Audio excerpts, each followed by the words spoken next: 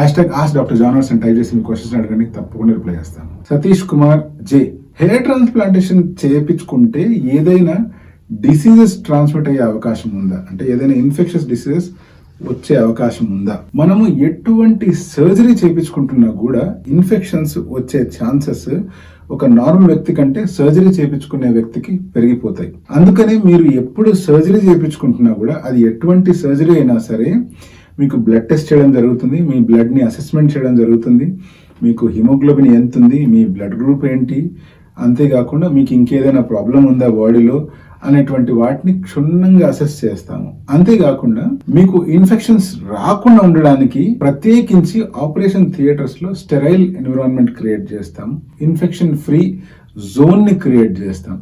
ఇలా క్రియేట్ చేయడం వల్ల ఎటువంటి సర్జరీ జరిగినా కూడా మీకు ఇన్ఫెక్షన్స్ వచ్చే ఛాన్సెస్ చాలా వరకు తగ్గిపోతాయి.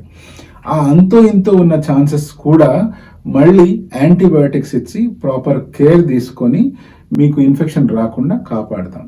కానీ అదే గనక మీ హెయిర్ ట్రాన్స్ప్లాంటేషన్ సర్జరీ ఒక చీప్ క్లినిక్లో కానీ, లేకపోతే స్టెరిలైజేషన్ ప్రాపర్గా చేయని క్లినిక్లో కానీ, లేకపోతే ఏదో సింపుల్ సెలూన్ లాంటి దాంట్లో, లేకపోతే అన్క్వాలిఫైడ్ క్వాక్స్ ద్వారా ఎప్పుడైతే జరుగుతుందో మీకు ఇన్ఫెక్షన్ వచ్చే ఛాన్సెస్ చాలా రెట్లు పెరిగిపోతాయి.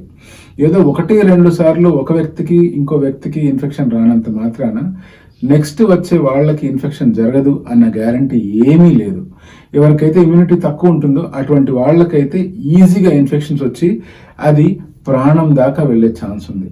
సో అందుకనే ఎటువంటి సర్జరీ చేయించుకున్నా కూడా ఒక licensed well equipped clinic, qualified surgeon, well trained team ఉండే క్లినిక్లలో మాత్రమే సర్జరీస్ చేయించుకోవాలి.